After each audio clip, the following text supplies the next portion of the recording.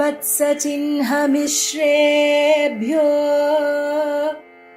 नम उक्तिमधीमहे यदुक्तयस्त्रयी कण्ठे यान्ति मङ्गलसूत्रताम् श्रीवत्सचिह्नमिश्रेभ्यो नम उक्तिमधीमहे यदुक्तयस्त्रयी कण्ठे यान्ति मङ्गलसूत्रताम्.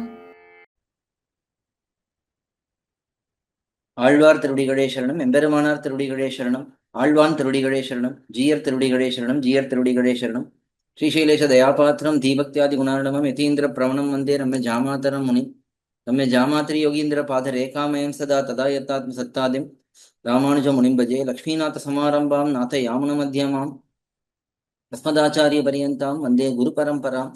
யோனித்யமச்சுத பதாம்புஜே யுக்மருக்ம வியாமோகத ஸ்ததிதராணி திருணாயமேனே அஸ்மத்குரோர் பகவதோஸ்ய தயைக சிந்தோஹோ ராமானுஜஸ்ய சரணோ சரணம் பிரபத்யே.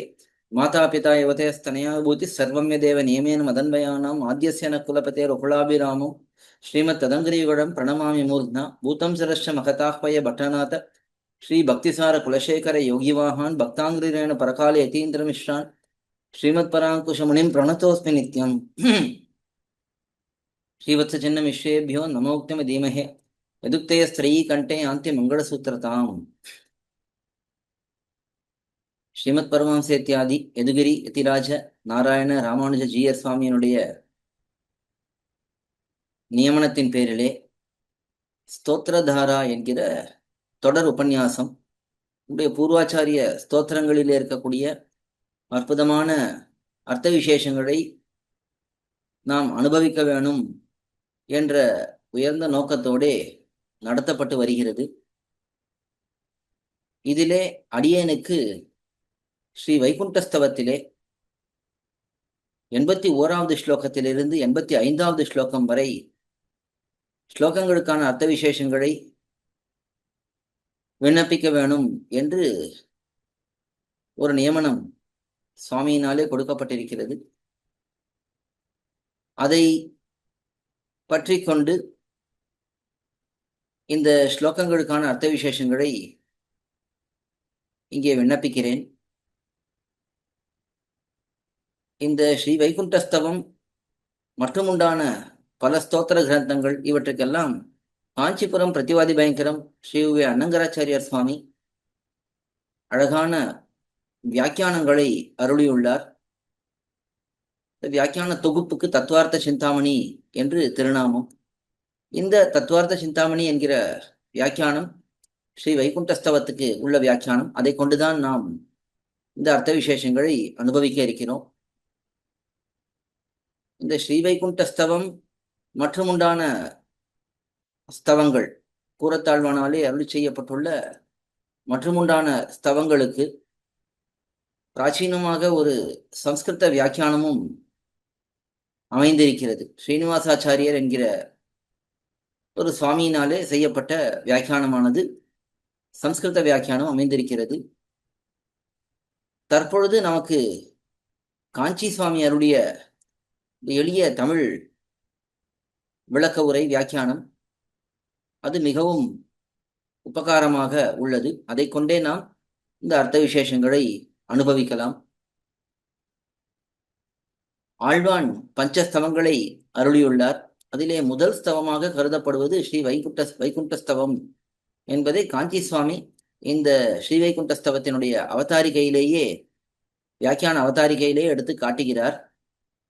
அப்படிப்பட்ட இந்த ஸ்ரீ வைகுண்டஸ்தவமானது ஆழ்வானாலே திருமாலிருஞ்சோலை மலையை நோக்கி போகும் பொழுது அருளி செய்யப்பட்டது என்பது காட்டப்படுகிறது. எம்பெருமானை விட்டு பிரிந்து எம்பெருமானாரையும் விட்டு பிரிந்து, அதாவது திருவரங்கம் கோயிலிலிருந்து புறப்பட்டு ஆழ்வான் திருமாலிருஞ்சோலையை நோக்கி போய்கொண்டிருக்கிறார். திருவரங்கநாதனுடைய அனுபவத்தையும் இழந்து அதற்கு முன்பே எம்பெருமானாருடைய அனுபவத்தையும் ஆழ்வான் இழந்திருந்தார். எம்பெருமானார் மேல் நாட்டுக்கு எழுந்தருளி இருந்தார். அந்த சமயத்திலே ஆழ்வான் சைவராஜாவினுடைய சபைக்கு சென்று அங்கே பரதத்துவ நிர்ணயம் பண்ணி அதனாலே கோபமுற்ற அந்த ராஜாவானவன் ஆழ்வானுக்கு தீங்கி விளைக்க பார்க்க, அப்பொழுது ஆழ்வான் தாமே தம்முடைய திருக்கண்களை பிடுங்கி போட்டார் என்பதெல்லாம் நாம் சரித்திரத்திலே பார்த்திருப்போம். அந்த சமயத்திலே எம்பெருமானார் திருவரங்கம் பெரிய கோயிலிலிருந்து புறப்பட்டு மேல் நாட்டுக்கு, அதாவது திருநாராயணபுரத்துக்கு எழுந்தருளி விட்டார். இங்கே ஆழ்வான் திருவரங்கம் பெரிய கோயிலிலே வசித்திருந்து அங்கே வசிக்க முடியாமல், நித்தியவாசம் பண்ண முடியாமல் போக, அதனால திருமாலிருஞ்சோலை மலைக்கு எழுந்தருளுகிறார். இப்படி போகும் வழியிலே இந்த பிரிவாற்றாமையை போக்கிக் கொள்வதற்காகவும் எம்பெருமானிடத்திலே எம்பெருமானாரோடே கூடியிருந்து கைங்கரியம் பண்ண வேணும் என்ற தன்னுடைய அவாவை வெளியிடுவதற்காகவும் இந்த பஞ்சஸ்தவங்களை ஒவ்வொன்றாக அருளி செய்கிறார். அதிலே போகும் வழியிலே ஸ்ரீ வைகுண்டஸ்தவமானது அருளி செய்யப்பட்டது என்பது காட்டப்படுகிறது. அதற்கு பிறகு அதிமானுஷஸ்தவம், அதற்கு பிறகு சுந்தரபாகுஸ்தவம், இவையெல்லாம் திருமாலிருஞ்சோலையிலே ஆழ்வான் எழுந்தருளி இருக்கும் பொழுது அருளி செய்யப்பட்டது. அதற்கு பிறகு ஆழ்வான் திருவரங்கம் பெரிய கோயிலுக்கு திரும்பி எழுந்தருளி எம்பெருமானாருடைய நியமனத்தின் பேரிலே வரதராஜஸ்தவத்தை அருளுகிறார். அதற்கு பிறகு ஸ்ரீஸ்தவத்தை அருளுகிறார் என்று இப்படி ஒரு வரிசை கிரமமானது காட்டப்படுகிறது. இதையெல்லாம் சுருக்கமான முன்னுரையாக வைத்துக்கொண்டு மேலே ஸ்ரீவைகுண்டஸ்தவத்திலே நமக்கு இடப்பட்ட வாசகங்கள், இந்த ஸ்லோகங்களை இப்பொழுது அனுபவிக்கலாம். 81வது ஸ்லோகம். இந்த பிரகரணத்திலே ஆழ்வான் ஸ்ரீ வைகுண்டநாதன் எப்படி பரமபதத்திலே எழுந்தருளியிருந்து ஸ்ரீதேவி நாச்சியார், பூமிதேவி நாச்சியார், நீலாதேவி நாச்சியார் போன்ற நாச்சிமார்களோடு எழுந்தருளி இருந்து அங்கே இருக்கக்கூடிய நித்தியசூரிகள், முக்தர்கள் இவர்களிடத்திலே ஆச்சரியமாக கைங்கரியங்களை ஏற்றுக்கொள்கிறான் என்பதை ஆழ்வான் இங்கே அனுபவித்து வரக்கூடிய பிரகரணம். அதிலே 3 ஸ்லோகங்கள், அதாவது 78, 79, 80 ஆகிய 3 ஸ்லோகங்களிலே ஸ்ரீதேவி நாச்சியாரோடே கூடியிருக்கக்கூடிய எம்பெருமானுக்கு தாம் கைங்கரியம் பண்ண வேணும், நித்திய கைங்கரியம் பண்ண வேணும் என்பதை ஆழ்வான் பிரார்த்தித்தார். ஸ்ரீதேவிக்கு அடுத்ததாக நம்முடைய ஸ்ரீ வைஷ்ணவ சம்பிரதாயத்திலே எம்பெருமானுடைய திவ்ய மகிழ்ச்சிகளிலே அடுத்ததாக ஸ்ரீதேவி நாச்சியாருக்கு அடுத்ததாக வரிசை கிரமத்திலே படிக்கப்படுபவர் பூமிதேவி நாச்சியார், பூமி பிராட்டியார் என்று சொல்லப்படக்கூடிய பூமிதேவி நாச்சியார். அந்த பூமிதேவி நாச்சியாரோடே எம்பெருமான் கூடியிருக்கும் பொழுது தான் அந்த எம்பெருமானுக்கும் பிராட்டிக்கும், பூமி பிராட்டிக்கும் கைங்கரியம் பண்ண வேணும் என்று ஆழ்வான் இந்த ஸ்லோகத்திலே பிரார்த்திக்கிறார். முதல்ல ஸ்லோகத்தை அனுபவிக்கலாம். யா பிப்ரதி ஸ்திரச்சராத்மகமேவ விஸ்வம் விஸ்வம்பரா பரமயா க்ஷமயா க்ஷமாச்ச தாம் மாதரஞ்ச பிதரஞ்ச பவந்தம் அஸ்ய விச்சந்து ராத்திரய இமா வருவசியதோ மே என்று இந்த ஸ்லோகத்திலே ஆழ்வான் விண்ணப்பிக்கிறார். மிக அழகான ஸ்லோகம். எப்பொழுது அடியேன் தேவரீருக்கும் பூமி பிராட்டிக்கும் நித்திய கைங்கரியத்தை பண்ண போகிறேன், அப்படிப்பட்ட இந்த விருப்பத்தை உடைய அடியேனுக்கு எப்பொழுது இந்த சம்சாரம் என்கிற கால ராத்திரி அதிலிருந்து விடியல் ஏற்பட போகிறது, அந்த விடியலானது ஏற்படட்டும் என்று ஆழ்வான் இந்த ஸ்லோகத்திலே பிரார்த்திக்கிறார். முதலிலே பதபதார்த்தத்தை அனுபவிக்கலாம். இந்த ஸ்லோகங்கள் எல்லாமே எம்பெருமானை பார்த்து நேரே விண்ணப்பிப்பதாகத்தான் காட்டப்படுகிறது. எம்பிரானே என்று எம்பெருமானை அழைத்து இந்த ஸ்லோகத்திலே ஆழ்வான் அருளி செய்கிறார். யா ஸ்திரச்சராத்மகம் விஸ்வம் பிப்ரதி ஏவ விஸ்வம்பரா, எந்த ஒரு பிராட்டியானவள், பூமி பிராட்டியானவள் ஸ்தாவர ஜங்கமாத்மகமான சகல ஜகத்தையும், ஸ்திரச்சராத்மகம் இருக்கு இல்லையா, ஸ்திர சர, ஸ்திரன்னா அசையாமல் இருப்பது, சரன்னா அசையக்கூடியது, அதுதான் ஸ்தாவர ஜங்கமங்கிறார். ஸ்தாவரம்னா அசையாமல் இருக்கும், ஒரே இடத்திலே இருக்கும். ஜங்கமங்கள்னா அது மற்ற எல்லா பதார்த்தங்களையும் சொல்லும். அது மனிதர்களாக இருக்கலாம், விலங்குகளாக இருக்கலாம், பட்சிகளாக இருக்கலாம், இப்படிப்பட்ட ஸ்தாவர ஜங்கமாத்மகமான சகல ஜகத்தையும், எல்லா உலகங்களையும், ஜகத்து என்று சொல்வது இந்த 14 லோகங்கள் கொண்ட அண்டங்கள், அண்டம் என்று வைத்துக் கொள்ளலாம். அதே போல எத்தனையோ அண்டங்கள் இருக்கே.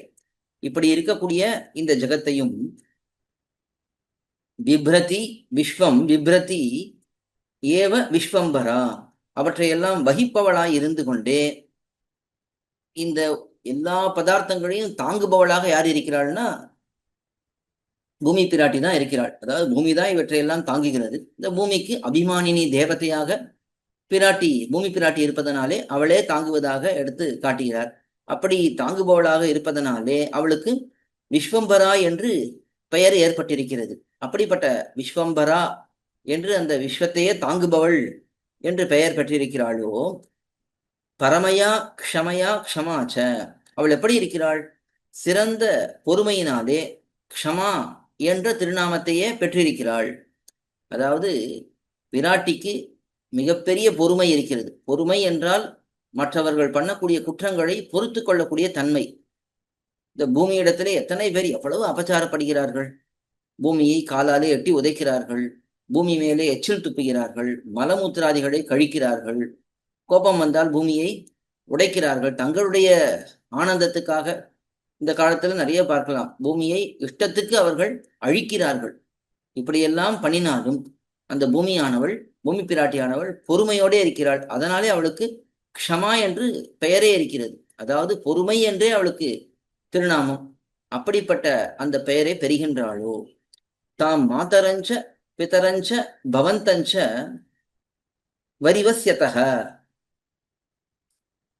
அப்படிப்பட்ட அந்த தாயையும் தந்தையாகிய உன்னையும் சேர்த்து கைங்கரியம் பண்ண விரும்பி இருக்கும் அடியேனுக்கு, வரிவசியதக அஸ்யமே, அப்படிப்பட்ட அடியேனுக்கு இந்த கைங்கரியத்தை தேவரீரும் பூமி பிராட்டியுமான சேர்த்தியிலே பண்ண விரும்பக்கூடிய அடியேனுக்கு இமாஹா ராத்திரையக வீட்சந்து, இந்த சம்சார காலராத்திரிகள் விழிந்தனவாகட்டும். இந்த சம்சாரம் எப்படி இருக்கு? காலராத்திரியாக இருக்கிறது. காலராத்திரினா அப்படியே முழுக்க இருட்டு, அவ்வளவு இருட்டு. அப்படி இருக்கக்கூடிய இந்த காலராத்திரியான இந்த சம்சாரமானது விடிந்தனவாகட்டும், எனக்கு விடியல் ஏற்படட்டும். அதாவது எம்பெருமானுக்கும் பூமி பிராட்டிக்கும் நித்திய கைங்கரியம் பண்ணுவதற்கு நான் தகுதியுடையவனாக ஆகட்டும் என்று இந்த ஸ்லோகத்திலே ஆழ்வான் பிரார்த்திக்கிறார். இது ஸ்லோகத்துக்கான பதபதார்த்தம். மேலே வியாக்கியானத்தை அனுபவிக்கலாம். பெரிய விராட்டியாருடைய சேர்த்தியிலே அடிமை செய்ய குதூகலித்திருக்கும்படியை கீழ் ஸ்லோகத்திலே அருளி செய்தாராய் நின்றார். போன ஸ்லோகத்திலே, போன 3 ஸ்லோகங்கள்னு வச்சுக்கலாம், அங்கே எல்லாம் பெரிய விராட்டியாரோடே எம்பெருமான் சேர்த்தியிலே இருக்க, அதற்கு ஆழ்வான் அந்த சேர்த்தியிலே அடிமை செய்ய தொண்டு பண்ணுவதற்கு குதூகலித்திருக்கும்படியை, ரொம்ப உற்சாகத்தோடே இருக்கும் அந்த நிலையை தாம் போன ஸ்லோகத்திலே அருளி செய்து நின்றார். பூமி பிராட்டியாருடைய சேர்த்தியிலே அடிமை செய்ய காதலிக்கிறபடியை அருளி செய்கிறார். இதில் இந்த ஸ்லோகத்திலே பூமி பிராட்டியாரோடே சேர்ந்திருக்கக்கூடிய எம்பெருமானுக்கு தாம் அடிமை செய்ய வேணும், தொண்டு பண்ண வேணும் என்று ஆசைப்படுகிறார். அதிலே காதலிக்கிறபடின்னு ஆசைப்படுகிறபடி என்று வைத்துக் கொள்ள வேணும். அப்படி அருளி செய்கிறார். இதில் பூமி பிராட்டியாருக்கு விஸ்வம்பரா என்றும் க்ஷமா என்றும் 2 திருநாமங்கள் உண்டு. பூமி பிராட்டிக்கு 2 திருநாமங்கள், முக்கியமான திருநாமங்கள். விஸ்வம்பரா என்று ஒன்று, அடுத்தது க்ஷமா என்று 2வது. அப்படி 2 திருநாமங்கள் உண்டே. அவை கேவல ரூடியால் என்று, அதாவது இந்த சம்ஸ்கிருத சப்தங்களுக்கு அர்த்தங்களை சொல்லும் பொழுது 2 விதமாக அர்த்தங்களை சொல்லுவார்கள். ரூடி, யோகம் என்று. ரூடி என்பது பிரசித்தியினாலே, அதாவது உலகத்திலே பிரசித்தமா இந்த பெயர் ஒருத்தருக்கு இருக்கு, அதனாலே அந்த பெயர். யோகம் என்பது அர்த்தத்தை பார்த்து, அந்த சப்தத்துக்கான அர்த்தத்தை பார்த்து அதனுடைய விளக்கத்தை சொன்னோம் என்றால் அந்த பெயர் பொருத்தமாக இருக்கும் என்பதுதான் அந்த ரூடி யோகம்னு 2 சொல்லப்படுகிறது. அதாவது இங்கே விஸ்வம்பரா என்றும் தயா என்றும் க்ஷமா என்றும் இந்த 2 திருநாமங்களும் கேவல ரூடியால் என்று, அதாவது ரூடியாலே மட்டும் இல்லை, ஜெகத் பிரசித்தமா இருக்கிறதுனால மட்டும் இல்லை. ஜெகத் பிரசித்தம்னா அவருக்கு அந்த பெயரைத்தான் அவருடைய பெற்றோர்கள் இடுகிறார். இப்போ ஒருத்தர் கோட்டீஸ்வரன் இருக்கார், சொன்னா சுலபமா புரிஞ்சிடும். ஒருத்தருக்கு பேரு கோட்டீஸ்வரன்னு அவருடைய தகப்பனார் தாயார் வைத்திருக்கிறார்கள். அவர் வளர்கிறார், வளர்ந்து ரொம்ப ஏழ்மையிலே இருக்கார். ஆனா பேர் மட்டும் பார்த்தா கோட்டீஸ்வரன் இருக்கு. அப்ப அது என்னன்னா அங்க ரூடியினாலே பார்த்தா கோட்டீஸ்வரனுங்கிற பெயர் பொருந்தும். ஏன்னா அவருக்கு வச்ச பேர் அதுதான். உலகத்துல எல்லாருக்கும் அவரை கோட்டீஸ்வரன் தான் தெரியும். ஆனா அவர் பார்த்தா ஒண்ணுமே கையில தனமே இல்லை, அப்படி இருக்கிறார். ஆனா உண்மையிலேயே ஒருத்தர் கோட்டீஸ்வரரா இருக்கார், அவருக்கு கோட்டீஸ்வரர்னு பேர் வச்சிருக்கா. அப்போ அது யோகத்தாலே அந்த பெயர் என்று சொல்லலாம். அதே போலத்தான் இங்க காட்டுகிறார். இது கேவல ரூடி அன்று. பூமி பிராட்டிக்கு விஸ்வம்பரா என்றும் அதே போல க்ஷமா என்றும் பெயர் கேவல ரூடியால் அன்று, பிரசித்தியால மட்டும் கிடையாது, ஜெகத் பிரசித்தியால மட்டும் கிடையாது, யோகார்த்த பௌஷ்கல்யம் உடையவையே என்று பூர்வார்த்தத்தினால் முதலிக்கிறார். பூர்வார்த்தம்னா முதல் பாதி. அந்த முதல் பாதியில இதைத்தான் எடுத்து காட்டுகிறார் ஆழ்வான். உண்மையிலேயே அந்த பூமி பிராட்டியினுடைய தன்மைகளை பார்க்கும் பொழுது அவளுக்கு விஸ்வம்பரா என்கிற திருநாமமும் அதே போல க்ஷமா என்கிற திருநாமமும் நன்றாக பொருந்தும் என்பதைத்தான் முதல் 2 வரிகளிலே இந்த முதல் பாதியிலே காட்டுகிறார். ஸ்தாவர ஜங்கமாத்மகமான விஸ்வத்தையும் வகிக்கையினாலே விஸ்வம்பராயானாள். விஸ்வம்பரா அதனுடைய தமிழாக்கம் தான் விஸ்வம்பரை. இவள் விஸ்வம்பரையாக ஆனாள். எதனாலே? ஸ்தாவர ஜங்கமாத்மகமான விஸ்வத்தையும், இந்த உலகத்தை முழுக்க, அதாவது ஸ்தாவரம் ஜங்கமம் எப்படிப்பட்ட பதார்த்தங்கள் நிறைந்திருக்கக்கூடிய இந்த உலகத்தையே வகிக்கையினாலே, தாங்குவதனாலே அவள் விஸ்வம்பரையானாள். எல்லை கடந்த பொறுமை குணத்தின் யோகத்தாலே க்ஷமையானாள். அவளுக்கு க்ஷமா க்ஷமை என்று அவளுக்கு திருநாமம். எதனாலே? எல்லை கடந்த பொறுமை குணத்தை உடையவளாக இருக்கிறாள். அதற்கு மேலே சர்வசாதாரண நிருபாதிக மாத்ருத்துவமும் உண்டாயிருந்தது. அவளுக்கு சர்வசாதாரண எல்லாருக்கும் பொதுவான நிருபாதிக மாத்ருத்துவம், இயற்கையான மாதாவாக இருக்கக்கூடிய தன்மை, அது அவளுக்கு எல்லார் விஷயத்திலையும் பொதுவா இருக்கு. அதாவது இந்த உலகத்திலே யாரெல்லாம் இருக்கார்களோ அத்தனை பேருக்கும் இந்த பூமியானவள் தாயாக இருக்கிறாள் என்று காட்டப்படுகிறது. அப்படி மாத்திருத்துவமும் உண்டாயிருந்தது. அப்படிப்பட்ட பூமி பிராட்டியாரும், அப்படிப்பட்ட அந்த பூமி பிராட்டியார் அவளை ஒரு பக்கம் வச்சுக்கணும். அதுக்கு மேலே தஞ்சமாகிய தந்தையான தேவரீருமான சேர்த்தியிலே, இதெல்லாம் எம்பெருமானை பார்த்து ஆழ்வான் விண்ணப்பிப்பதனாலே இங்கே தஞ்சமாகிய தந்தையான தேவரீர், தஞ்சமாகிய தந்தை தாய் என்று ஆழ்வாருடைய பாசுரமே இருக்கு. தஞ்சமாகிய தந்தை என்று திருவாய்மொழியிலேயே ஆழ்வார் அனுபவிக்கிறார். அப்படி தஞ்சமாகிய தந்தையான தேவரீருமான சேர்த்தியிலே அடியேன் அடிமை செய்து கொண்டிருக்க, அடியேன் தேவரீருக்கும் பிராட்டிக்கும் பூமி பிராட்டிக்கும் அடிமை செய்து கொண்டிருக்க, இரவும் பகலும் கலசி இருக்க என்றிக்கே எப்போதும் விடிந்த பகலாகவே எனது காலமானது கழிய வேணும் என்கிறார். இரவும் பகலும் கலந்து இருக்காமல் எப்பொழுதும் எனக்கு பகலாகவே இருக்க வேணும் என்று ஆழ்வான் இங்கே விண்ணப்பிக்கிறார். எப்பொழுதும் பகலா இருக்கணும்னு அர்த்தம், நித்திய கைங்கரியம் பண்ணிக்கொண்டே இருக்க வேணும். ஏன்னா ராத்திரி வந்தா எல்லாருக்குமே கைங்கரியம்னா அதுல ஒரு தடை வந்துடுறது. அவரவர்களுடைய தூக்கம், அவரவர்களுடைய காரியங்கள் என்று ராத்திரியில போயிடுறார்கள். அதனாலே கைங்கரியத்துக்கு தடை வந்துடுறது. அப்படி இல்லாமல் பகலும் இரவும் என்று வித்தியாசம் இல்லாமல் தொடர்ந்து இந்த அடிமையானது நான் பண்ண வேண்டும் என்று பிரார்த்திக்கிறார். திருநாட்டிலே திவாராத்திர விபாகம் இல்லையே. இதுக்கு தாத்பரியமும் இங்கே காஞ்சி சுவாமி எடுத்து காட்டுறார். ஆழ்வான் என்ன பிரார்த்திக்கிறார்னா, திருநாட்டிலே போய் கைங்கரியம் பண்ண வேணும்னு பிரார்த்திக்கிறார். ஏன்? என்னதான் இருந்தாலும் இந்த சம்சாரத்திலே பகல் இரவுலாம் மாறி மாறி தான் வரப்போறது. அதை நம்மளால தடுக்க முடியாது. இப்படி மாறாமல் பகலாகவே இருக்கக்கூடிய இடம் எது? திருநாடு தான், பரமபதம் தான். அங்கே போய் நான் கைங்கரியம் பண்ண வேணும் என்று ஆழ்வான் ஆசைப்படுவதை இங்கே காட்டுகிறார். இது இந்த ஸ்லோகத்துக்கான அர்த்தம். அதுக்கு மேலே கொஞ்சம் இலக்கண விசாரம் எல்லாம் பண்ணியிருக்கிறார். அதெல்லாம் இருக்கட்டும், அனுபவம் தான் இங்கே நாம் பார்க்கிறோம். அப்படி இந்த ஸ்லோகமானது 81வது ஸ்லோகம். யா பிப்ரதி ஸ்திரச்சராத்மகமேவ விஸ்வம் விஸ்வம்பரா பரமயா க்ஷமயா க்ஷமாச்ச தாம் மாதரஞ்ச பிதரஞ்ச பவந்தமஸ்ய விச்சந்து ராத்திரய இமா வரிவசியதோ மே என்று 81வது ஸ்லோகம். அடுத்தது 82வது ஸ்லோகம். பாவைர் உதார மதுரை விவிதைர் விலாசைஹி ப்ரூவிப்ரமஸ்மித கடாட்ச நிரீக்ஷணைஷ்ச யா த்வன்மயி த்வமபி யன்மய ஏவசா மாம் நீளா நிதாந்த முரரி குரு தாமுதாரா என்று அடுத்த ஸ்லோகம். இந்த ஸ்லோகத்திலே ஆழ்வான் எம்பெருமானும் நீலாதேவியுமான சேர்த்தியிலே தான் தொண்டு பண்ண வேணும் என்பதை பிரார்த்திக்கிறார். அந்த நீலாதேவி ஆனவள் எம்பெருமானுக்கு மிகவும் பிரியமானவள். அந்த நீலாதேவி ஆனவள் அடியனை அங்கீகரித்து அருள வேணும் என்பதை பிரார்த்திக்கிறார். முதல்ல பதபதார்த்தத்தை பார்க்கலாம். எம்பெருமானே, உதார மதுரைஹி பாவைஹி விவிதைஹி விலாசைஹி, கம்பீர மனோகரங்களான சித்த விருத்திகளாலும் பல வகைப்பட்ட ஸ்ருங்கார சேஷ்டிதங்களாலும்,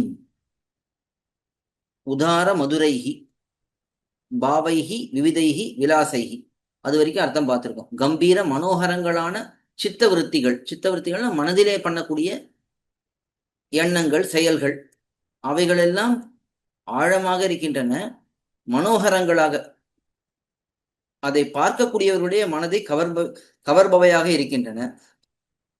அதுக்கு மேலே விவிதைகி விலாசைகி, பல வகைப்பட்ட ஸ்ருங்கார சேஷ்டிதங்கள். ஸ்ருங்கார சேஷ்டிதங்கள்னா காதல் செயல்கள், பல வகைப்பட்டதான காதல் செயல்கள், அன்பினாலே வரக்கூடிய செயல்கள்.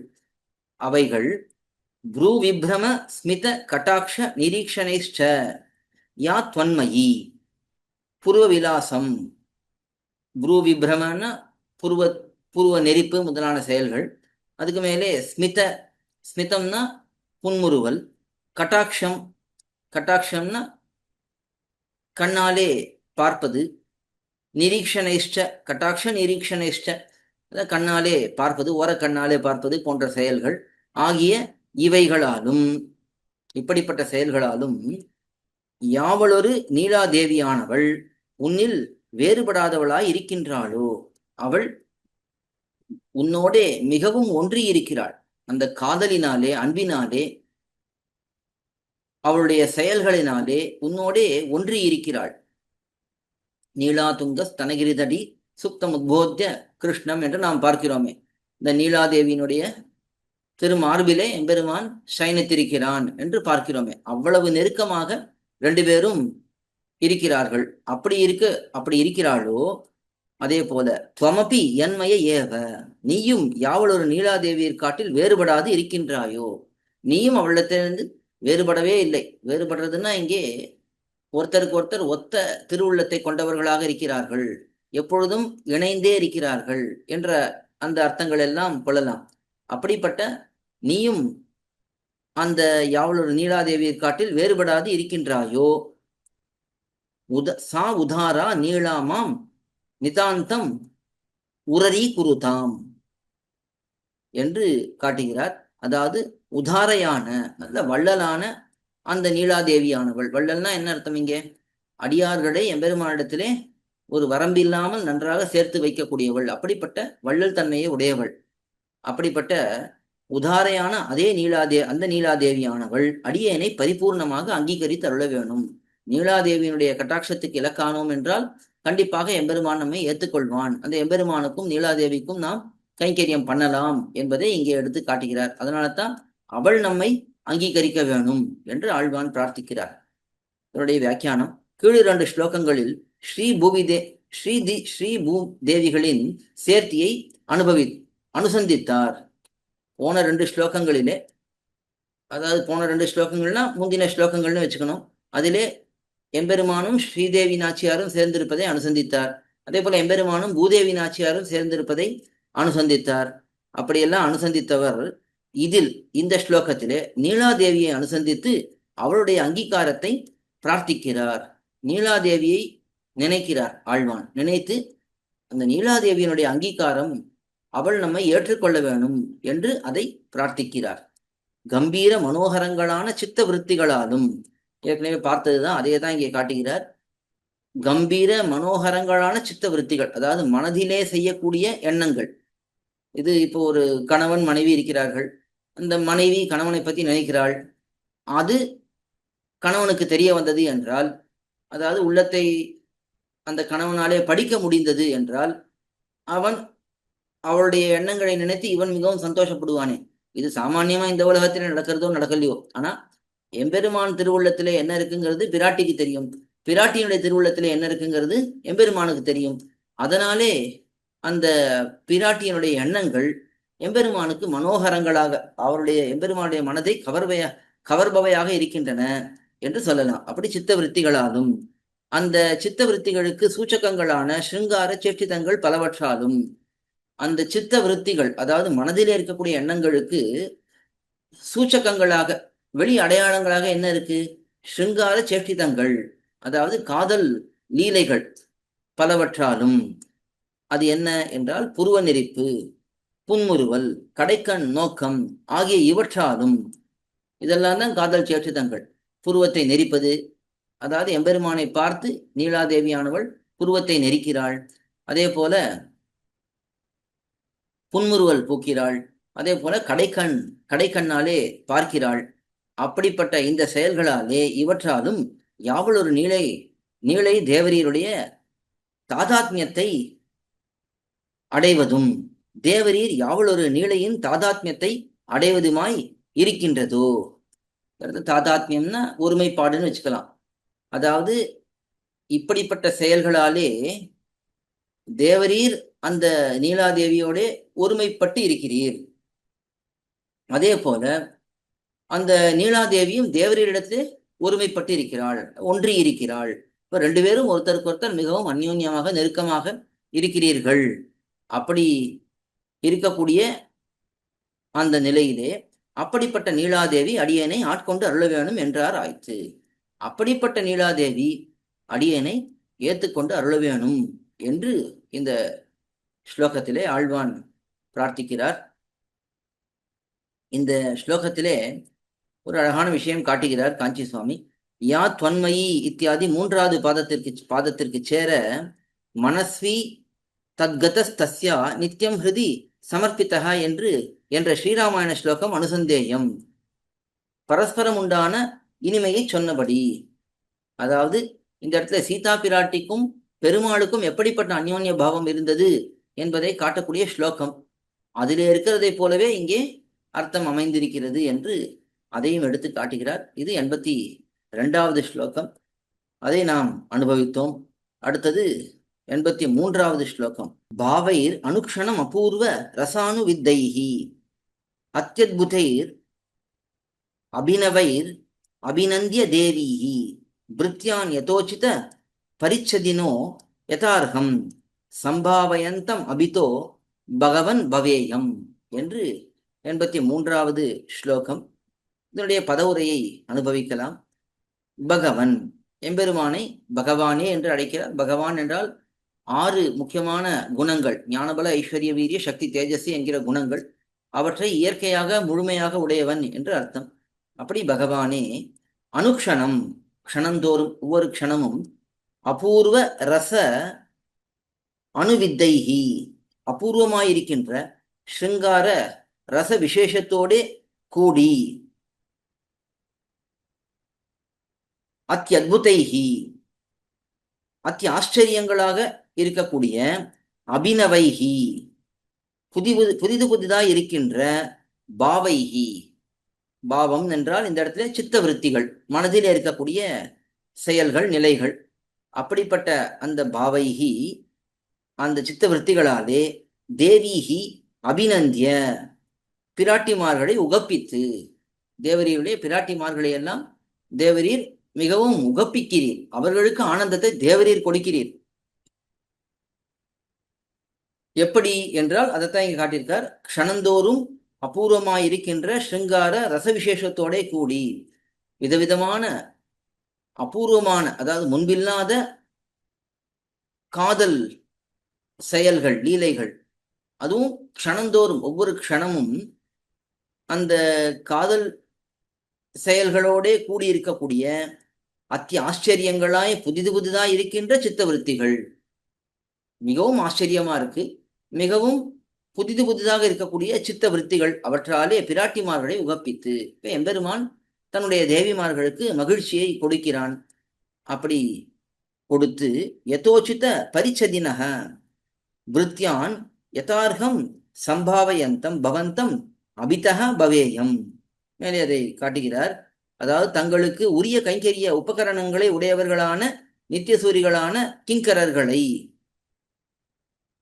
யதா யோக்கியமாக சத்கரியா நிற்கிற பரமபதநாதனான உன்னை, எம்பெருமான் எப்படி இருக்கிறான்? எந்தெந்த கைங்கரிய பரர்கள் எந்தெந்த கைங்கரிய உபகரணங்களை கையிலே வைத்துக் கொண்டிருக்கிறார்களோ, இப்போ ஒருத்தர் இந்த நித்தியசூரிகள், முக்தர்கள் இவர்கள் எல்லாம் இருக்கார்கள். இவர்கள் ஒவ்வொருத்தரும் எம்பெருமானுக்கு தொண்டு பண்ணுவதற்காக கையிலே ஒரு சாமரத்தை வைத்துக் கொள்வது, ஒரு திருவாலவட்டத்தை வைத்துக் கொள்வது, தூபத்தை வைத்துக் கொள்வது, தீபத்தை வைத்துக் கொள்வது, புஷ்பத்தை வைத்துக் கொள்வது, பன்னீரை வைத்துக் கொள்வது, இதே போல பழங்களை வைத்துக் கொள்வது என்று பலரும் பலவிதமான உபகரணங்களை, கைங்கரியத்துக்கான உபகரணங்களை வைத்துக் கொண்டிருக்கிறார்கள். அப்படிப்பட்ட கிங்கரர்களை யதாயோக்கியமாக சத்கரியா நிற்கிற பரம்பதநாதனான உன்னை தேவரீர் என்ன பண்ணுகிறீர்? என்னென்ன அடியார்கள் உனக்கு என்னென்ன கைங்கரியங்களை பண்ண வருகிறார்களோ அவரவர்களுடைய நிலைக்கு ஏற்றாற் போலே அவர்களிடத்திலே நீ சத்காரங்களை பண்ணுகிறாய், அவர்களை சத்கரிக்கிறாய். சத்கரிக்கிறதுனா எம்பெருமான் அவர்களை பார்த்து சிரிப்பது, அவர்களுக்கு தன்னுடைய கண் நோக்கத்தை கொடுப்பது, இதையெல்லாம் எம்பெருமான் பண்ணுகிறான். அதுதானே அவர்களுக்கு சத்காரம். எம்பெருமான் பார்த்தான் என்றாலே அவர்களுக்கு சந்தோஷம். எம்பெருமான் ஒரு வார்த்தை பேசினான் என்றால் அவர்களுக்கு சந்தோஷம். அப்படிப்பட்ட அந்த யதா யோக்கியமாக சத்கரியா நிற்கிற பரமபதநாதனான உன்னை, நீ யார் என்றால் பரமபதநாதன், அப்படிப்பட்ட உன்னை சூழ்ந்து கொண்டு வர்த்திக்க கடவேன். சம்பாவயந்தம் பவந்தம் அபிதக பவேயம். அந்தந்த அடியார்களாலே தகுந்த முறையிலே கைங்கரியம் பண்ணப்படுபவன், அவர்களை நன்றாக ஆதரிக்கக்கூடியவன். அப்படிப்பட்ட அந்த எம்பெருமான், பரமபதனான எம்பெருமானை, உன்னை சூழ்ந்து கொண்டு வர்த்திக்க கடவேன். உன்னை சுற்றி சுற்றி வந்து நான் வாழக்கடவேன். அதாவது வர்த்திக்க கடவேன்னா இந்த இடத்துல வாழக்கடவேன். நன்றாக உன்னை மங்களாசாசனம் பண்ணி வாழக்கடவேன். ஏன்னா மங்களாசாசனம் பண்றதுதான் வாழ்ச்சியே. அதை பண்ண கடவேன் என்று பிரார்த்திக்கிறார். அதனுடைய வியாக்கியானம், அந்தமில் பேரின்பத்து திருவோலக்கத்திலே அன்வயித்து முன்னழகு, பின்னழகு, பக்கத்தழகு ஆகிய எல்லா அழகுகளையும் அனுபவிக்க சுற்றிலும் வலம் வர வேணும் என்கிற விருப்பத்தை வெளியிடுகிறார். இதில் இந்த ஸ்லோகத்திலே ஆழ்வான் ஒரு அழகான விஷயத்தை பிரார்த்திக்கிறார். எனக்கு இதுதான் பிரார்த்தனை. என்ன பிரார்த்தனை என்றால் வேற எதுவும் இல்லை. தேவரீரை சுத்தி சுத்தி வந்து சேவிக்கணும். முன்னழகை சேவிக்கணும், பின்னழகை சேவிக்கணும், பக்கவாட்டு அழகை சேவிக்கணும். இப்படி தேவரீரை முழுக்க அனுபவிக்க வேணும் என்று பிரார்த்திக்கிறார். அப்படி எல்லா அழகுகளையும் அனுபவிக்க சுற்றிலும் வலம் பெற வேணும் என்கிற விருப்பத்தை வெளியிடுகிறார். இதில் சூழ்ந்திருந்தேத்துவர் பல்லாண்டேன்னு பார்க்கலாம் இல்லையா? அதுலேயும் இதே அர்த்தம்தான். எம்பெருமானை நாம் சுத்தி சுத்தி வந்து பல்லாண்டு பாட வேண்டும் என்பதைத்தான் அங்கே காட்டுகிறார். அதே அர்த்தத்தை இங்கேயும் காட்டுகிறார். க்ஷணந்தோறும் எட்டு மாறினார் போலே அப்பொழுதைக்கப்பொழுது நவம் நவமாய் தோன்றுகிற ஆச்சரியமான சாத்விகாதி பாவங்களாலே அந்த பிராட்டிமார்களுக்கு எம்பெருமான் எப்படிப்பட்ட ஆனந்தத்தை கொடுக்கிறான் என்றால் அதை காட்டுகிறார். அப்பொழுதைக்கப்பொழுது நவமாய் தோன்றுகிற, அவ்வப்பொழுது பார்த்தா புதிது புதிதாக இருக்கக்கூடிய தோன்றுகிற ஆச்சரியமான சாத்விகாதி பாவங்களாலே, சாத்விகம் ஆதி பாவங்களாலேன்னு இங்கே காட்டுகிறார். பலவிதமான பாவங்களாலே, பாவங்கள்ங்கிறது இங்கே மனதினுடைய செயல், அதனுடைய வெளிப்பாடாக சூச்சகமாக அந்த கண்கள், திருவாய் முதலிய இடங்களிலே ஏற்படக்கூடிய மாற்றங்கள் என்று அவற்றையெல்லாம் பார்க்கலாம். இப்படிப்பட்ட ஆச்சரியமான சாத்விகாதி பாவங்களாலே கீழ்ச்சொன்ன பிராட்டிமார்களை உகப்பித்து, கீழ்ச்சொன்னா ஸ்ரீதேவி நாச்சியார், பூமி தேவி நாச்சியார், நீலாதேவி நாச்சியார் என்று இப்படி நாச்சிமார்களை நாம் பார்த்திருக்கிறோமே, அப்படிப்பட்ட அந்த நாய்ச்சிமார்களை உகப்பித்து சத்திர சாமர வேத்ராதி கைங்கரிய உபகரணங்களை கொண்டிருக்கிற சேனாபதி ஆழ்வான் முதலான நித்திய கிங்கரர்களை, சேனாபதி ஆழ்வான் முதலானவர்கள் எல்லாம் நித்தியசூரிகள், முக்தர்கள், அவர்கள் எல்லாம் எம்பெருமானுக்கு நிறைய கைங்கரியம் பண்ணணும்னு ஆசைப்பட்டு கொண்டு ஒருத்தர் ஒரு உபகரணங்களை வைத்துக் கொண்டிருக்கிறார்கள். அதுதான் சத்திர சாமர வேத்ராதி கைங்கரிய உபகரணங்களை கொண்டிருக்கிற ஆதிசேஷன். அவர் எம்பெருமானுக்கு விதவிதமான கைங்கரியங்களை பண்ணி கொண்டிருக்கிறார். அது தவிர இதே போல சாமரம் கைங்கரியம் பண்ணுவது, திருவாலவட்ட கைங்கரியம் பண்ணுவது போன்ற கைங்கரியங்களும் கூட பண்ணலாம். அதே போல ஆதிசேஷன் இருக்கார், கருடாழ்வார் இருக்கிறார், சேன முதலியார் இருக்கார். இப்படி இவர்களை எல்லாம் காட்டுகிறார். இவர்கள் எல்லாம் தான் நித்தியசூரிகளாக இருக்கக்கூடியவர்கள், நித்திய கிங்கரர்கள். அவர்கள் சத்திர சாமர வேத்ராதி கைங்கரிய உபகரணங்களை கொண்டிருக்கிறார்கள். சத்திரம்னா குடை, சாமரம் என்றால் எம்பெருமானுக்கு காற்று வருவதற்காக சாமரம் வீசுவார்கள். நம் திருவாலவட்டம், தூபம், தீபம், மாலை என்று எல்லாம் வைத்துக் கொள்ளலாம். இப்படிப்பட்ட இந்த உபகரணங்கள், அதுக்கு மேலே வேத்திர, வேத்திரங்கிறது சேன முதலியார் வைத்திருக்கக்கூடிய அந்த கோல், அதுக்கு வேத்திரம் என்று அர்த்தம். அந்த உபகரணங்கள் இவற்றையெல்லாம் கொண்டிருக்கிற சேனாபதி ஆழ்வான் முதலான நித்திய கிங்கரர்களை, சேனாபதி ஆழ்வான், விஸ்வக்சேனர் முதலான நித்திய கிங்கரர்கள், அவர்களை அவரவர்களின் அதிகாரங்களுக்கு தக்கபடி சத்கரித்துக் கொண்டிருக்கும் தேவரீரை, அவரவர்களுடைய அதிகாரத்துக்கு தகுந்தபடிக்கு தேவரீர் அவர்களுக்கு சத்காரம் பண்ணுகிறீர். சத்காரம் பண்றது அவர்களை ஆதரிப்பது, அவர்களுக்கு கௌரவம் பண்ணுவது, அவர்களுடைய விருப்பங்களை நிறைவேற்றுவது, இதையெல்லாம் பண்ணி கொண்டிருக்கக்கூடிய தேவரீரை அந்நிலைமையிலே இப்பரிசு பெற அடியேனும் ஒருவன் உளன் என்று காட்டிக்கொண்டு முன்னும் பின்னும் சேவித்து நிற்க கடவேன் என்றார் ஆயிற்று. அந்த சமயத்திலே தேவரீரை, அதாவது எம்பெருமானை பார்த்து ஆழ்வான் சொல்லுகிறார், அந்நிலைமையிலே இப்பரிசு பெற அடியேனும் ஒருவன் உளன். இப்பரிசுனா இந்த வாய்ப்பு, இதே போல ஒரு பலன், அதாவது எம்பெருமானுக்கு நித்திய கைங்கரியம் பண்ணக்கூடிய அந்த பாக்கியம், அதை பெறுவதற்கு அடியேனும் ஒருவன் உளன், நானும் கூட ஒருத்தன் இருக்கேன் என்று காட்டிக்கொண்டு, நாம் இருக்கிறதை காட்டிக்கொண்டு முன்னும் பின்னும் சேவித்து நிற்க கடவேன் என்றாராய். முன்னாடியும் பின்னாடியும் வந்து வந்து சேவித்துக் கொண்டே இருப்பேன். அப்போ நான் அப்படி சேவித்தேன்னா உமக்கு தெரிஞ்சிருமே அடியன் வந்திருக்கேங்கிறது. அதை பார்த்து ஏதாவது ஒரு கைங்கரியம் அடியனுக்கும் கொடுக்கலாமே, அதனால இங்கே அதை பண்ணுவேன் என்று சொல்லுகிறார்.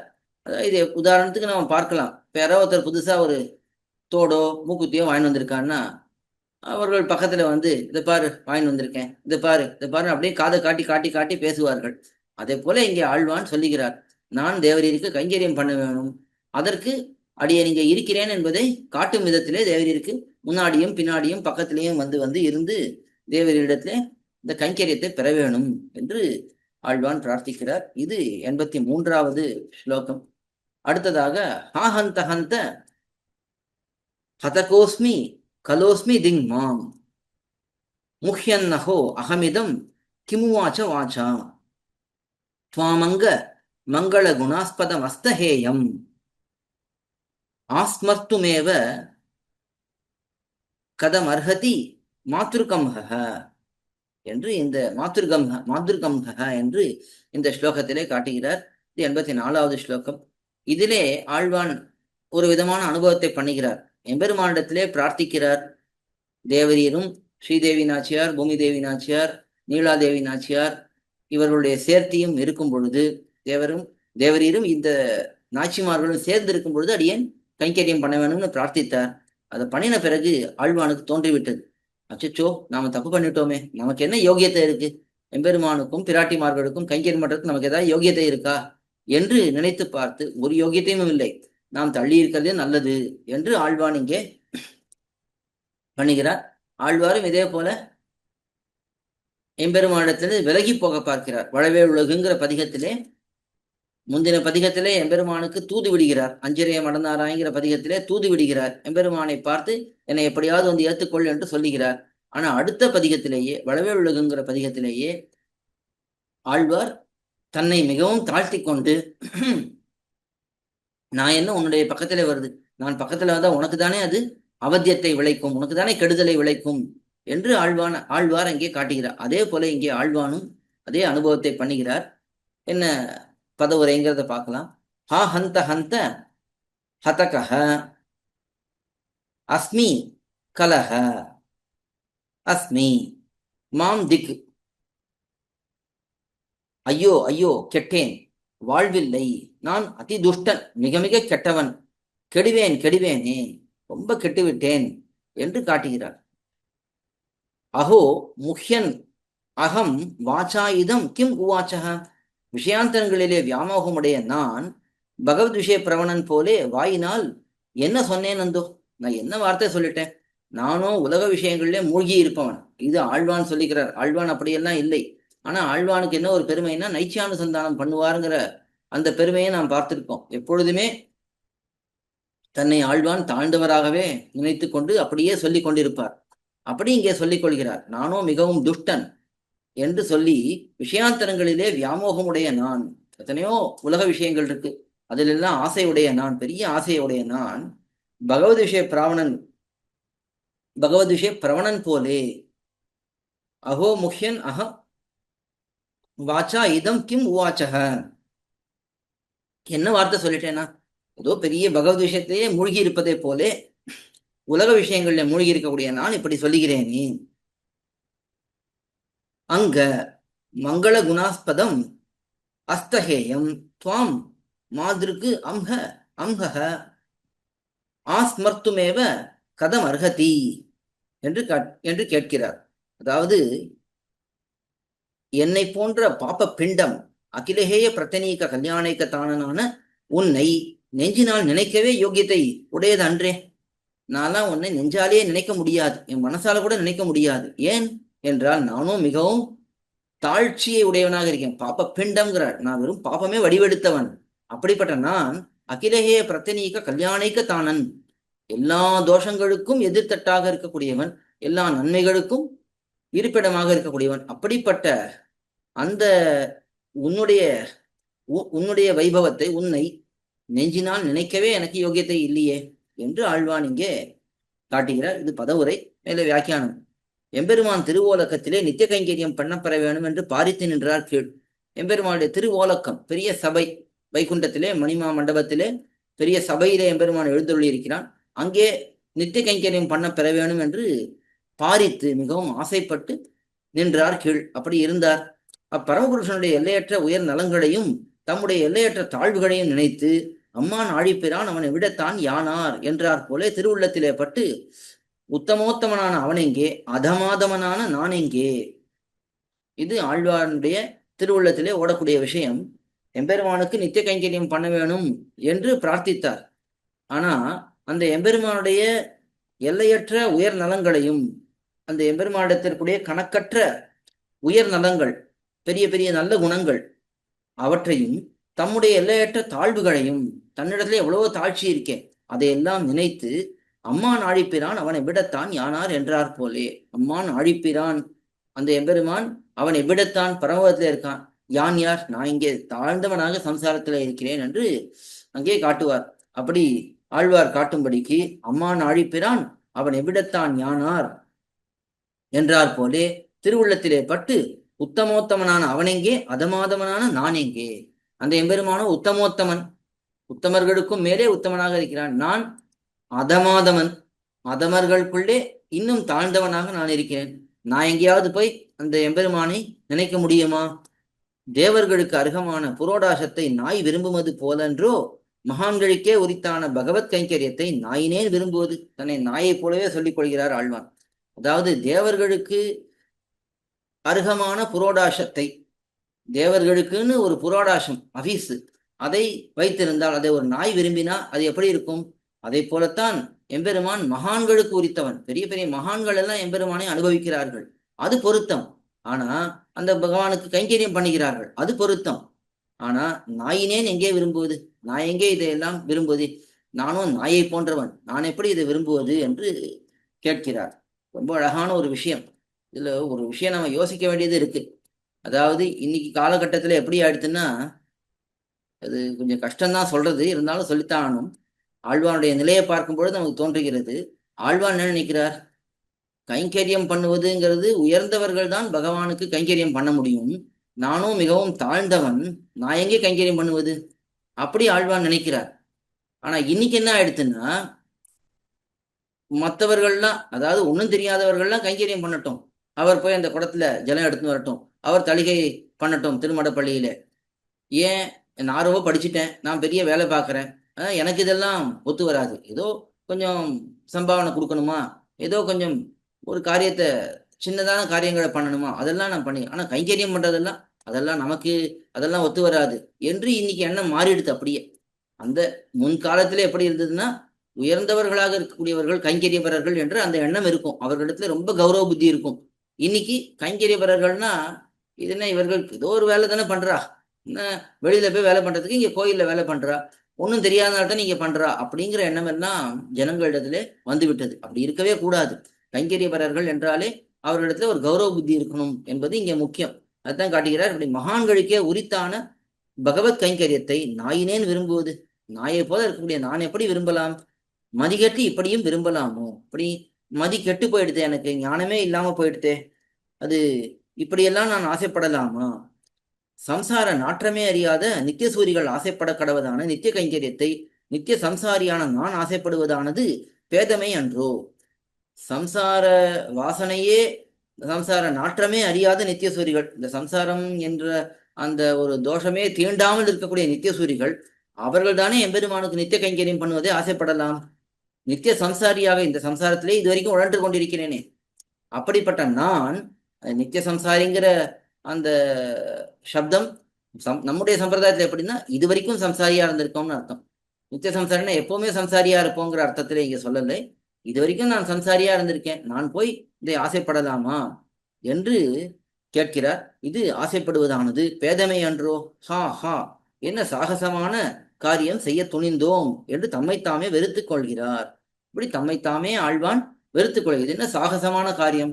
பெரிய சாகசம் எல்லாம் பண்ணுவார்களே, ஒரு மலையிலேருந்து இன்னொரு மலைக்கு தாண்டுவார்கள், பெரிய ஆகாசத்திலேயே பறப்பார்கள், அங்கிருந்து கீழே குதிப்பார்கள், இதெல்லாம் சாகசமான காரியம். அதை போல இதுங்கிறார். என்னால இப்படிப்பட்ட காரியம் எல்லாம் எங்கே பண்ண முடியும்? இதுக்கு என்ன யோகியத்தை இருக்கு? எனக்கு யோகியத்தையே இல்லை என்று சொல்லிக் கொள்கிறார். இப்படி தம்மைத்தாமே வெறுத்துக் கொள்கிறார். தம்மை மிகவும் தாழ்த்தி கொண்டு தம்மிடத்திலே தாம் கோபப்படுகிறார். இதென்ன இப்படியெல்லாம் ஆசைப்படுவது? இந்த கைங்கரியத்தெல்லாம் நாம் ஆசைப்படக்கூடாது என்று காட்டுகிறார். அந்தோ பாவியேன், கெட்டேன் கெட்டேன், என்னை மறந்தன்றோ சில பிதற்றினேன். நான் என்னை மறந்து இப்படி சில வார்த்தைகளை சொல்லிவிட்டேன். பாவியேன் என் சொன்னேன் ஆனேன், இப்படி என்ன வார்த்தை சொல்லிவிட்டேன்? அகிலஹேய பிரத்யநீக கல்யாணிக்க தானரான தேவரீரை இந்த பாப்ப பிண்டம் ஸ்மரிக்கவும் தகாததன்றோ என்கிறார். இன்னும் சொல்லப்போனா நான் உன்னை சிந்திக்க கூட கூடாது, ஏன்னா எனக்கு அது கூட யோகியத்தை இல்லை. தேவரீரோ அகிலஹேய பிரத்யநீக கல்யாணிக்க தானன், நானும் மிகவும் தாழ்ந்தவன். தேவரீர் எல்லா தோஷங்களுக்கும் எதிர்த்தட்டாகவும் எல்லா கல்யாண குணங்களுக்கும் இருப்பிடமாக இருக்கிறேன். அப்படிப்பட்ட தேவரீரை அடியேனெங்க நினைப்பது? மனசால கூட நினைக்க கூடாது, அது கூட எனக்கு யோகியத்தை இல்லை. இருந்தாலும் அதை பண்றேன், அதுக்கு மேல நித்திய கைங்கரியத்தை வேற பண்ண ஆசைப்பட்டேன் என்றால் அது பொருத்தமே கிடையாது என்று காட்டுகிறார். இது இந்த ஸ்லோகத்துக்கான வியாக்கியானம். இது 84வது ஸ்லோகம். அடுத்ததாக 85வது ஸ்லோகம். அம்ஹ பிரசஹ்ய வினிகிருஹ்ய விஷோத்ய புத்திம் வியாபூய விஸ்வமசிவம் ஜனுஷானுபத்தம் ஆதாய சத்குண கணானபி நாகமர்ஹ த்வத் பாதயோஹோ யதஹம் அத்ர சிரான்னிமக்னஹ என்று அடுத்த ஸ்லோகம். இதனுடைய பதவுரையை அனுபவிக்கலாம். அம்ஹஹ, எம்பெருமானே என்று அழைத்து சொல்லுகிறார்.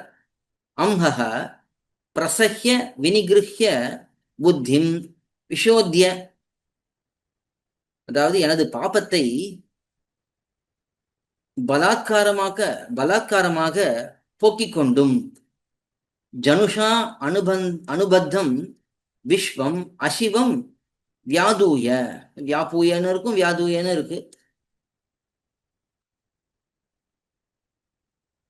எனது பாபத்தை பலாத்காரமாக போக்கிக் கொண்டும், புத்தியை சுத்தமாக்கி கொண்டும், ஜன்மானுபந்தியான தீதுகளை எல்லாம் உதறி தள்ளியும், அதுக்கு மேலே சத்குண கணான் ஆதாயாபி த்வத் பாதயோஹோ அகம் நார்ஹ, சத்குண சமூகங்களை உண்டாக்கியும் கூட நான் உன் திருவடிகளுக்கு யோகியனாக மாட்டேனே. அதாவது தேவரீர் அடியனுக்கு இருக்கக்கூடிய தோஷங்களை எல்லாம் போக்கி, என்னுடைய ஜன்மத்தோட தொடர்ந்து வரக்கூடிய தீமைகளை எல்லாம் போக்கி, சத்குண கூட்டங்களை எல்லாம் என்னிடத்துல வரவழைத்தாலும் கூட நான் தேவரீருடைய திருவடிகளுக்கு யோகியனாக ஆவேனா? மாட்டேனே. ஏன்னு கேட்டு அதுக்கு பதில் சொல்லுகிறார். யதகம் அத்திர சிரான் நிமக்னஹ, ஏனென்றால் இப்பிறவி கடலுள் நான் நெடுங்காலமாக மூழ்கி இருப்போம் என்றோ. இந்த சம்சாரத்திலே நான் அனாதி காலமாக மூழ்கி இருக்கேன். நீரதோ அடியனுக்கு நல்ல ஒரு தோஷங்களை எல்லாம் போக்கி நல்ல குணத்தை எல்லாம் கொடுத்து விட்டீர் என்றால் நான் உடனே மாடுவேனா? அனாதி காலமான இந்த சம்பந்தம் இருக்க, சம்சார சம்பந்தம் அது இருக்கிறதுனாலே நான் இன்னமும் தாழ்ந்தவனாகத்தான் இருப்பேன் என்று இந்த ஸ்லோகத்திலே காட்டுகிறார். இது பதவுரை. மேலே வியாக்கியானம். கீழ் ஸ்லோகத்தில் தம்முடைய பாப்ப பிராச்சுரியத்தை நினைத்து அயோக்கியத்தா அனுசந்தானம் பண்ணி நின்ற ஆழ்வானை நோக்கி எம்பெருமான், அதாவது போன ஸ்லோகத்திலே தன்னுடைய பாப்ப பிராச்சுரியம்னா பாப்பம் அதிகமாக இருக்கிறது, அதை நினைத்து அயோக்கியத்தா அனுசந்தானம் பண்ணி நின்ற ஆழ்வானை, ஆழ்வான் அயோக்கியதானுசந்தானம் பண்ணி கொண்டிருந்தார். தன்னை யோக்கியத்தை அற்றவர், அயோக்கியன்னா யோக்கியத்தை அற்றவர்னு அர்த்தம். பொதுவா தமிழ்ல அயோக்கியன்னா மோசமானவங்கிற அந்த அர்த்தத்திலே பேசப்படுகிறது. ஆனா அயோக்கியன்கிற அந்த சப்தத்துக்கு தகுதியற்றவன் என்று அர்த்தம். அப்படி தன்னை தகுதியற்றவராக ஆழ்வான் நினைத்து கொண்டு அப்படி நின்று ஆழ்வானை நோக்கி எம்பெருமான் பேசுகிறார். எம்பெருமான் ஆழ்வானை பார்த்து சொல்லுகிறார், வாரீர், பாப்ப பிராசுரியத்தை பற்றி நீர் அஞ்ச வேண்டுவதுண்டோ? அதை போக்குவது நமக்கு அரிதோ? மிகவும் எளிதன்றோ? ஆகவே நீர் அயோக்கியதானுசந்தானம் பண்ண பிராப்தி இல்லை காணும் என்று பணிப்பதாக கொண்டு, எம்பெருமான் இப்படி சொல்லுவதாக கொண்டு ஆழ்வான் பதில் சொல்லுகிறார். இதுதான் சங்கதி. போன ஸ்லோகத்திலே தான் நல்ல தாட்சியை சொல்லி கொண்டார். உடனே எம்பெருமான் சொல்றான், இது என்ன உங்களுடைய தாட்சியெல்லாம் பேசி கொண்டிருக்கிறீர்? இதை போக்குறது எனக்கு ஒரு பெரிய கஷ்டமா? இதை ரொம்ப சுலபமா உங்களுடைய தாட்சியை போக்கி விடுவேன், உமக்கு நல்ல குணங்களை நான் கொடுத்து விடுவேன் என்று எம்பெருமான் சொல்லி, ஆகையாலே நீர் அயோக்கியதானுசந்தானம் பண்ண பிராப்தி இல்லை காணும். நீர் இதை போல தாட்சியை சொல்லி அதை நினைத்து கொள்ளாதியும், அதற்கு உமக்கு பிராப்தி இல்லை. அதுக்கு பிராப்தி இல்லைன்னா அதை பண்ண வேண்டிய நிலை உமக்கு இல்லை என்று பணிப்பதாக கொண்டு, எம்பெருமான் இப்படி சொல்வதாக கொண்டு இஃது அருளி செய்கிறார். இந்த ஸ்லோகத்தை அருளி செய்கிறார். சுற்று மொழிவட்டம் சூழ்ந்து சோதி பரந்தெங்கும் எத்தனை செய்யினும் என் மகன் முகம் நேரொவ்வா என்று யசோதை பிராட்டி சந்திரனை நோக்கி சொன்னது போலே. அதாவது யசோதை பிராட்டி சந்திரனை நோக்கி சொன்னாள், சுற்று மொழிவட்டம் சூழ்ந்து சோதி பரந்தெங்கும் எத்தனை செய்யினும் என் மகன் முகம் நேரொவ்வாய். நீ எவ்வளவுதான் உன்னுடைய சரீரத்திலே வெளிச்சத்தை வைத்து கொண்டிருந்தாலும், எவ்வளவுதான் உன்னுடைய சோதியானது எங்கும் பறந்திருந்தாலும், என்னுடைய மகன் அதாவது கண்ணனுடைய முகத்திலே இருக்கக்கூடிய அந்த ஒளியை போல உன்னுடைய இந்த ஒளியானது வராது என்று யசோதை பிராட்டி சொல்லுகிறாள். அதே போல இங்கே ஆழ்வான் எம்பெருமானை பார்த்து சொல்லுகிறார், எம்பெருமானே, தேவரீரே, அடியேனை என்னை கல்யாண தமனாக்க எவ்வளவு முயன்று பார்த்தாலும் அனாதி காலமாக வன்சேற்றள்ளல் பொய் நிலத்தவனான என்னை அடிமைக்கு உரியவன் ஆக்கிக் கொள்ள முடியாது என்கிறார். ஆழ்வானுக்கு ரொம்ப வருத்தம் ஏற்பட்டு, நான் எவ்வளவு தாழ்ந்தவன்னா ஒன்னாலேயே என்னை திருத்தி ஏற்றுக்கொள்ள முடியாது, அந்த அளவுக்கு நான் தாழ்ந்தவன். அனாதி காலமா இந்த சம்சாரத்திலே வன்சேற்று அள்ளல் பொய் நிலத்தவனான நான். இது திருவிருத்தத்திலே கடைசி பாசுரத்திலே வன்சேற்று அள்ளல் பொய் நிலத்தே என்று ஆழ்வார் காட்டுகிறார். அப்படி வன்சேற்று அள்ளல்னா வலிமையான சேறு போல இருக்கக்கூடிய இந்த அள்ளல், இந்த சம்சாரம் என்கிற இந்த பெரிய சேரு, அது பொய் நிலமாக இருக்கிறது. அப்படிப்பட்ட அந்த நிலத்தையே சேர்ந்தவன் நான். அப்படிப்பட்ட என்னை அடிமைக்கு உரியவனாக்கி கொள்ள முடியாது என்கிறார். நீ நினைச்சாலே என்னை அடிமையாக உன்னாலே ஆக்கிக் கொள்ள முடியாது என்று ஆழ்வான் மிகவும் வருந்தி எம்பெருமானிடத்திலிருந்து விலக பார்க்கிறார். இத்தால் எம்பெருமான் திருவடிகளுக்கு தாம் அடிமைப்படாமலே ஒழிய வேணும் என்கிறது அன்று. இப்படி சொல்றதுனால விலக பார்க்கிறான்னு சொன்னதுனால அவர் உண்மையிலேயே எம்பெருமானுடைய திருவடிகளிலிருந்து விலக பார்க்கிறார்ங்கிற அர்த்தம் இல்லை. இங்க என்ன தாத்பரியம் என்றால், இப்படிப்பட்ட தம்மையும் அடிமையிலே அன்வயிப்பித்துக் கொள்ளவே போகிறான் என்று அத்தலையில் குணோத்கர்ஷம் சொல்லுகிறார் அத்தனை. அதாவது எம்பெருமான் எப்படிப்பட்டவன்னா, இவ்வளவு தாழ்ந்தவனான என்னையும் தான் ஏற்றுக்கொண்டு தன்னுடைய அடிமையிலே, அதாவது தன்னுடைய அந்த எம்பெருமான் விஷயமான கைங்கரியத்திலே என்னை அன்வயிப்பித்துக் கொள்ளவே போகிறான், கண்டிப்பா என்னையும் சேர்த்துக் கொள்ள போகிறான் என்று அத்தலையில் குணோத்கர்ஷம் சொல்லுகிறார் அத்தனை.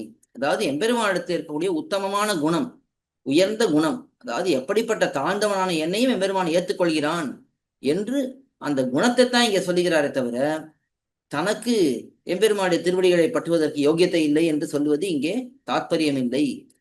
எம்பெருமானிடத்துல விலகுகிறேங்கிறது இங்கே தாத்பரியம் இல்லை. இப்படிப்பட்ட என்னையும் எம்பெருமான் சேர்த்துக் கொள்கிறானே என்பதுதான் தாத்பரியம் என்று காட்டுகிறார். இது 85வது ஸ்லோகம். இத்தோட இந்த 5 ஸ்லோகங்களுக்கான அர்த்த விசேஷங்களை காஞ்சி சுவாமியுடைய வியாக்கியானத்தை வைத்து ஓரளவுக்கு விண்ணப்பித்தேன். இதில் குற்றம் குறைகள் ஏதாவது இருந்தால் க்ஷமிக்க பிரார்த்திக்கிறேன். இந்த வாய்ப்பை அளித்த ஸ்ரீமத் பரமஹம்சேத்யாதி யதுகிரி யதிராஜ நாராயண ஜீயர் சுவாமி அவர்களுக்கும், அதே போல இந்த நிகழ்ச்சியை நடத்தக்கூடிய அடியார்களுக்கும் அடியனுடைய கிருத்தஜதையை தெரிவித்து அமைகிறேன். ஆழ்வார் திருவடிகளே சரணம், எம்பெருமானார் திருவடிகளே சரணம், ஆழ்வான் திருவடிகளே சரணம், ஜீயர் திருவடிகளே சரணம், ஜீயர் திருவடிகளே சரணம். பற்பமெனத்திகள் பைங்கழலும் தன் பல்லவமே விரலும் பற்பமென திகழ் பைங்கழலும் தன் பல்லவமே விரலும் பாவனமாகிய பைந்துவராடை பதிந்த மருங்கழகும் பாவனமாகிய பைந்துவராடை பதிந்த மருங்கழகும் முப்புரி நூலோடு முன் கையில் ஏந்திய முக்கோல் தன்னழகும் எப்பொழுதும் யதிராசன் வடிவழகு என் இதயத்துள்ளதால் இல்லை எனக்கெதிர் இல்லை எனக்கெதிர் இல்லை எனக்கெதிரே இல்லை எனக்கெதிர் இல்லை எனக்கெதிர் இல்லை எனக்கெதிரே இல்லை எனக்கெதிரே இல்லை எனக்கெதிரே இல்லை எனக்கெதிரே